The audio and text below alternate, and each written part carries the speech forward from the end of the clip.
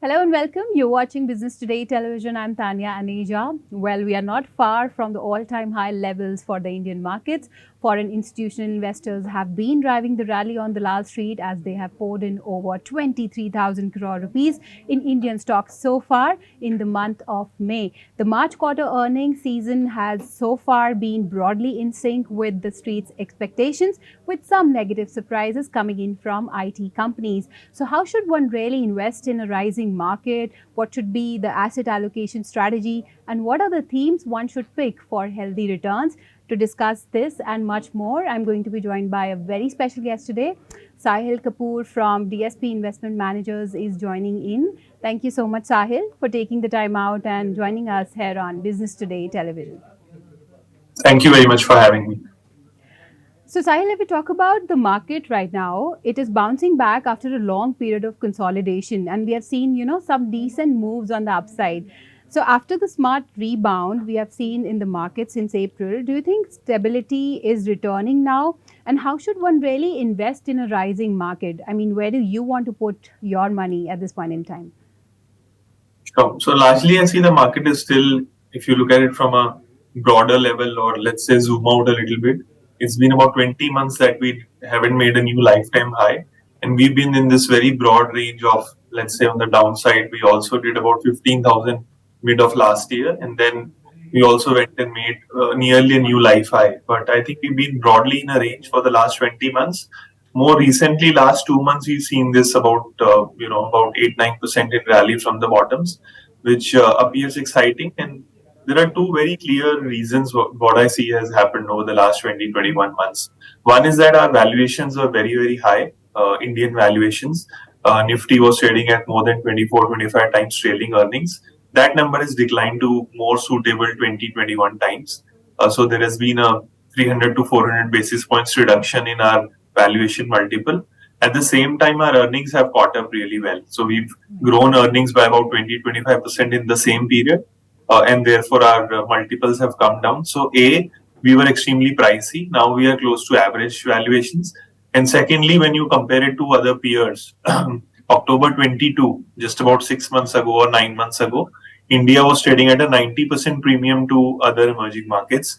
And that premium got washed off over the last 6 months, where other emerging markets rallied a bit and we consolidated in a very, very narrow range. And that has led that premium from 90% premium to about 45% premium, very close to our 10-year average. So this means that on two accounts, A, this is really a large consolidation period. B, I think we've been through this phase with less volatility than in the past. So from a perspective on what we should do, I think we should continue to stay invested. Whenever there are deep cuts in the market, for example, the one we had in March, we should utilize those cuts to increase our equity allocation. So the base view is that we are in a bull market, utilize corrections to increase equity allocation. Okay, we are in a bull market. That's the word coming in. And also, Sahil, what is the biggest challenge now for the equity markets? I mean, if you talk about the rest of the calendar year. I think the biggest challenge now appears to be earnings. So, if you look at from a short term perspective, what we've seen is that there were some challenges. One, markets were not very sure about the interest rate cycle. For the last 1 year, there was a lot of guesswork and uncertainty around inflation and therefore the monetary policy, not just in India, even globally. So, what we saw was most central banks were raising interest rates at a very, very ferocious pace. I think last 1 month there has been some clarity that most of the central banks are done raising rates. Some are still pending, but I think we are at the fag end of the cycle. For India, I think the rate hikes are mostly over, which is Hmm. what the Reserve Bank has already indicated. So one variable is now out of the picture. A second variable, which is very important, is growth. And growth, I think, is getting compromised at the margins globally. India continues to grow steadily. Most our high frequency data points are still stable. But I think there is still going to be some uncertainty about 2 points. One, what is our connection and therefore leakages which happens in growth because of global factors, and secondly, what will happen to our own domestic growth, how strong we will continue to perform over the next 1 year. This will decide what kind of earnings trajectory we'll have. As of today, it appears that we'll be able to do between 12 to 13% earnings growth. The street expects that number to be 15% plus. We are a little more conservative. If we are able to do that earnings number, I think we'll continue to have a more smoother investment journey. If there is uncertainty about that earnings number, I think then market will become very volatile. So if you were to pinpoint one aspect, I think next 1 year growth and therefore earnings growth is going to be the most important aspect. Okay, got that. And also coming to the earnings only, I mean, earning season has so far been broadly in line. So, what are your key takeaways from the March quarter earnings so far? And have you turned cautious on any sector, especially after the ongoing corporate earning season? So we were earlier cautious on metals and materials where we saw that earnings were expected to be soft, and I think results have surprised on the downside, and that has also dragged partly the index earnings also. I think we'll end up this quarter with a cut of about 2 to 3% in terms of earning estimate for FY24. Streets were also expecting that we'll see that cut in earning estimates. I think that will be delivered. Second thing is that one large component of the market which has large market cap and earnings is the IT and technology space. That I think also continues to reel with a lot of uncertainty. So these two big drags, and in addition to that, which is oil and gas, again, where I think the clarity is not very high, these three sectors will contribute to uncertainty going ahead. On the positive aspects, I think there is a possibility that corporate margins are bottoming out. And why that is happening is if you look closely, input prices, whether it is the WPI index or if you look at individual input prices for each sector, for example, commodities for auto companies, we are seeing those prices have come down.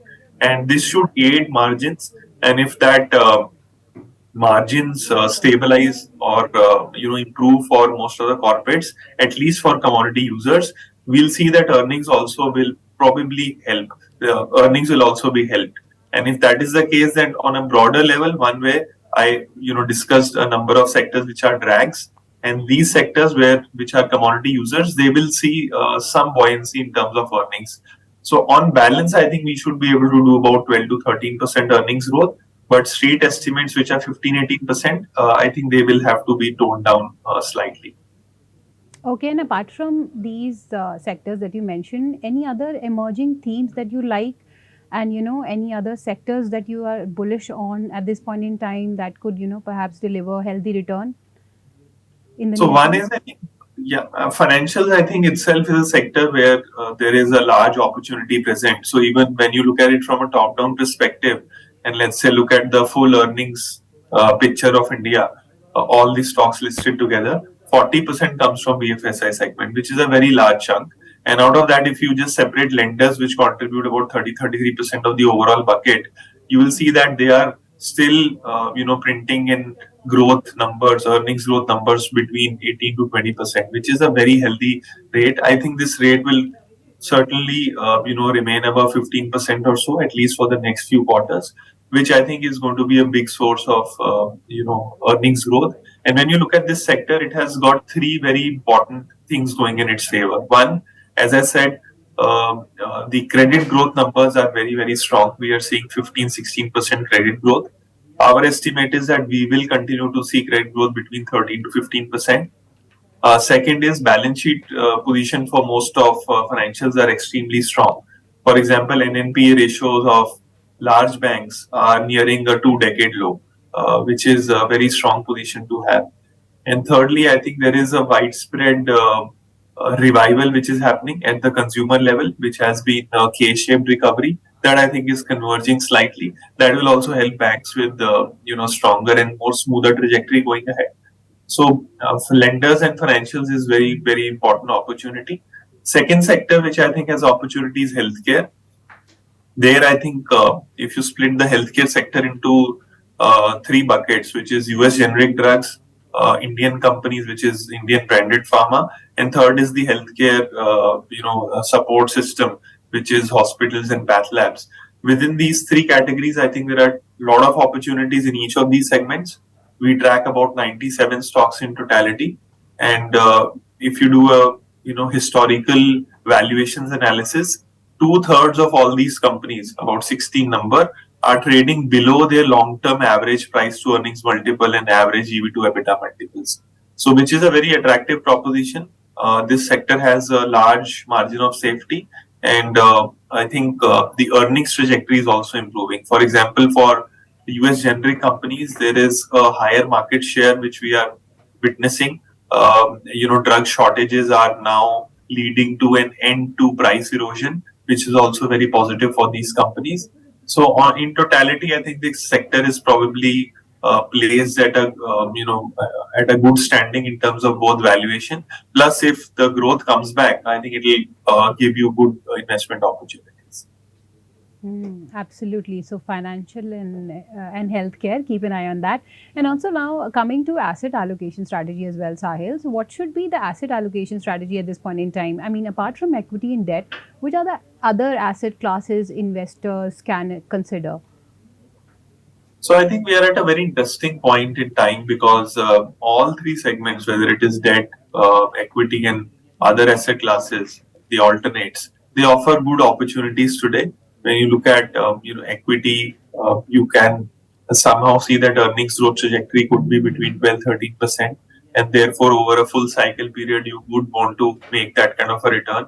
Short-term rates are closer to 7-7.5%, offering you good yields. But when it comes to non-debt and non-equity categories, for example, a gold, it has seen a very stable run. And when you look at the metal, it's trading at about $2,000 or so, and very close to a lifetime high, which is 2085. Our sense is that there are certain levers which are favoring gold for a renewed bull market globally. One is that historically, whenever there has been a rate cut cycle in US, which probably could start end of this year or next year, it has proved to be very beneficial for gold prices. They generally perform very well. And secondly, what we've seen is that investment demand for gold is making a comeback. A lot of central bank buying is happening. A lot of investor demand in terms of coins and bullion is happening. The only piece missing is ETFs, which where we haven't seen volumes pick up. So if ETF volumes pick up, gold could see a renewed demand and therefore a bull market. So that segment I think is very exciting. And a derivative of that segment is gold mining companies, which I think are placed at a very healthy pedestal right now. Balance sheets are very clean. Most of these companies are now net debt positive. That means they are not sitting on any leverage. Valuations are attractive, and I think if gold prices break out, these companies will benefit a lot more. So this is a segment which is very crucial. To put it separately from debt and equity markets. Absolutely, that's the word coming in. And also your thoughts on new age tech companies. I mean, these companies have significantly corrected from their recent highs, and brokerage firms have also maintained their bullish stance on these particular companies. So, do you think it is the right time to step in these counters, or one should really stay away? So largely, I think it's a function of what kind of risk appetite and investment philosophy you carry in your portfolio. Largely, I think there are a number of bets which are already there in the market, proven business models which have been there for 20-30 years. They continue to generate very handsome ROEs and available at attractive valuations also, as I mentioned, in the healthcare space and even in the BFSI space. So largely, I think you should stick to proven business models rather than going towards new age tech companies, because the name itself is a little I become a little apprehensive by the name itself if it is new age technology. So do we want to enter a unproven business? That is something which is of utmost importance. Secondly, you can't paint all these companies with the same brush. I think there are certain companies which have business models where they will become profitable in the future. If you are able to separate them, then possibly there is a possibility to look at some of these companies. But from a broad brushing point of view, I think most investors will do well by ignoring them for the time being, largely because the starting valuations were very unattractive. And I think even current valuations did not give you a very large margin of safety. So you could probably avoid them and look at companies where the opportunity set is still very large and the margin of safety is higher. Okay, margin of safety is higher. That's the word coming in. And also, lastly, Sahil, let's talk about the financial journey. I mean, the mistakes that one should avoid while planning the financial journey, because I think it's important not only to focus on what to do, but also it is important to understand what should one really avoid at this point in time. So any mistakes investors should avoid, especially in this new financial year? So one mistake I think a lot of us make is that not treating investing as a very personal activity. I think it's a journey where you have to be sure what it is doing for yourself. So for example, just to quote an example from a different field, if you for example eat bread, there is a lot of debate about white bread and brown bread. Right. Uh, you'll be surprised to know that each category of bread can have a different impact based on who is eating it. So it's a very individual response to these food products, and usually what we end up doing is broad brushing all these aspects. I think similarly for finance, similar portfolio can have very different outcomes for individual investor based on how volatile they are. There are certain investors who can absorb and digest volatility and sit through chaos, others who cannot. So I think it's very, very important to design your own portfolio basis what kind of risk appetite you have. If you are a very low risk individual, it is always good to have categories where you have a lot of debt in your portfolio with a very small flavor of equity markets, so that it helps you tide through volatility. And second and more important point is sitting in your portfolio, in your position, staying invested over the long term. I think this is a topic which is often discussed. A lot of people think about it, that they will do it, but very few people do it. So just by sitting on your positions and just remaining invested for decades, I think that will be one of the most crucial edge that investors can have. Of course. So buy right and sit tight. That's the word coming in. And on that wonderful note, thank you so much, Sahil, for taking the time out and sharing these valuable insights with us today here on Thank Business you. Today Television. Thank you. If you like the video, do like, comment, share and subscribe.